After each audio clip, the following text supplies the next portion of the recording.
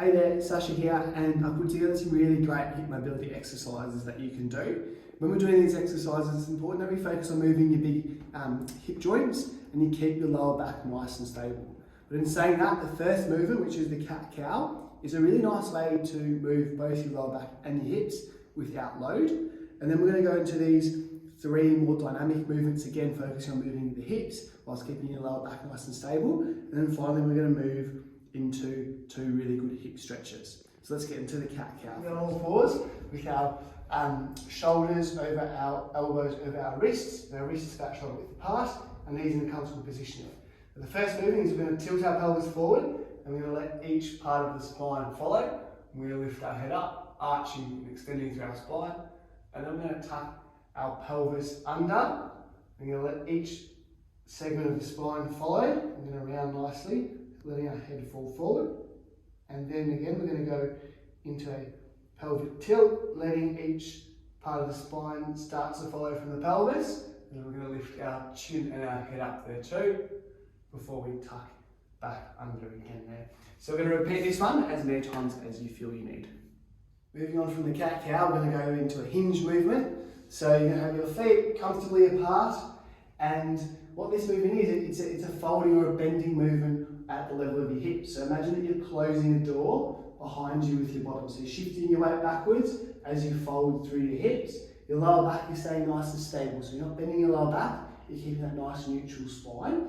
You're closing the door behind you with your hips. As you do, you're going to start to feel a stretch or a pull somewhere along the line of this back area of muscle and fascia. Wherever you feel it, that's obviously going to be the tightest point, that's where it's going to need to stretch. So again, closing the door behind you with your hips, keeping your neutral spine nice and stable. And then as you come up, you're going to drive through your hips and drive through the top of your head. So you're going to use your glutes and you come up nice and tall. And then you can repeat this as many times as you feel you need to. And then to make this a little bit harder, what you can do is you can add a weight. So with the weight, you're going to hold it in front of you, and you're just letting the weight sort of slide forwards as you, again, hinge, shifting your body weight backwards, your bum backwards, keeping your spine in that neutral position. When you feel the pull there, you can even hold there for a moment or two before you drive through your hips and drive through the top of your head, coming up nice and tall. So again, repeat that as many times as you feel you need to. Staying in the standing position, we're going to go into the ice skater, which is a really nice way to rotate through your hips, also rotate through your thoracic spine, so your mid-back, whilst keeping your lower back nice and stable and stretching the inside of your thighs.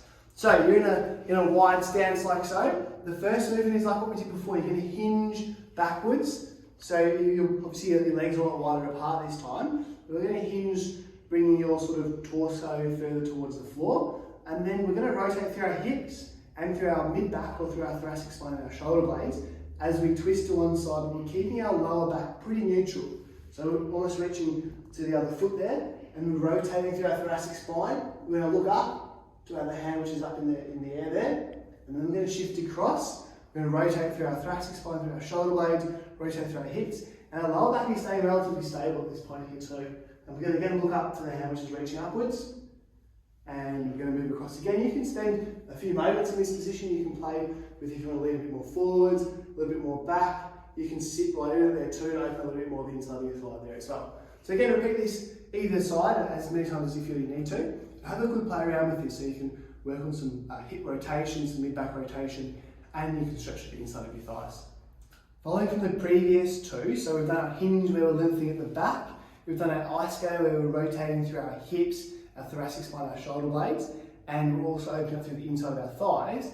The next one is that we want to open up through the front area of muscle and fascia from our hips there too. So it's the under the bar type of movement. So imagine you've got a bar coming straight through your chest. You've got a little bit of a wider stance, not as wide as the stance that you had before. Have a play around with where your feet feel comfortable. Now we've got the bar here, so what we're going to do is we're going to, again, keeping our lower back nice and stable, rotate our hips.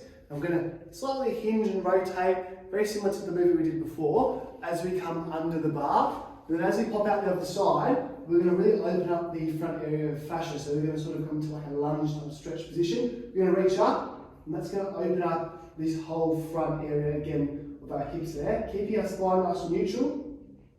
And then we're going to hinge slightly again as we soften at the knees to come under the bar. And then we're going to pop out the other side, rotating through, and then begin stretching through that whole area of fascia and muscle at the front of our hip there. So again, take things nice and slow, really focus on keeping that lower back nice and stable and rotating through your hips, and you can repeat this either side as many times as you need to. Moving on from our mobility, we've got two stretches. So I'm going to start off with a lunge stretch. Now we're going to really try to exaggerate this as much as possible, letting our knee go over our toe, but play this on with a bit of caution there because it's going to be dependent on your body and your level of flexibility there. Now I'm going to show you what it looks like when you're on the flat level surface. I'm going to just explain how you can regress that a little bit to make it a little bit easier if it's too much for you. Alright, so we're on the level surface and I've got a box of paper here which I'm going to use to lift my heel up. So from this position, I'm going to try to let my hamstring touch my calf. And I'm taking a nice wide stance so my back foot is nice and far behind me. And I'm going to sink into it, allowing my calf to meet my hamstring. I'm going to try to stay up nice as vertical as I can to really open up the front of my hip here. I'm going to hold in this position for as long as you feel you need to really open up your hip. Now, what I meant by making this a little bit easier, if that's going to be too difficult, what you can do is you can bring your front foot onto the block. This is going to make it a little bit easier.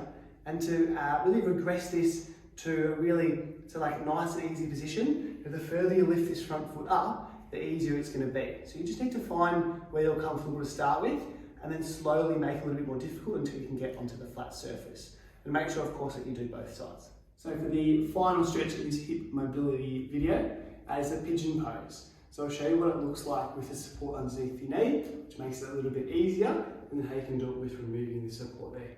Now again, you're stretching your hips in relation to your lower back. So you want to keep your lower back in that neutral position as you move and stretch your hips around that neutral spine and neutral pelvis. So I'm going to be stretching my left side. Now I'm going to have the block here underneath my knee. It's going to make it a little bit easier. I'm also going to be opening up through the opposite, the front of the opposite hip there as well. So in this position, we're going to try to keep our foot as much as 90 degrees as possible. And again, we're keeping our lower back in that neutral position, so we're not rounding forward, we're not extending too much backwards there as well. So make sure you keep that neutral spine. Then from here, we can drop forwards. We can drop slightly over our knee.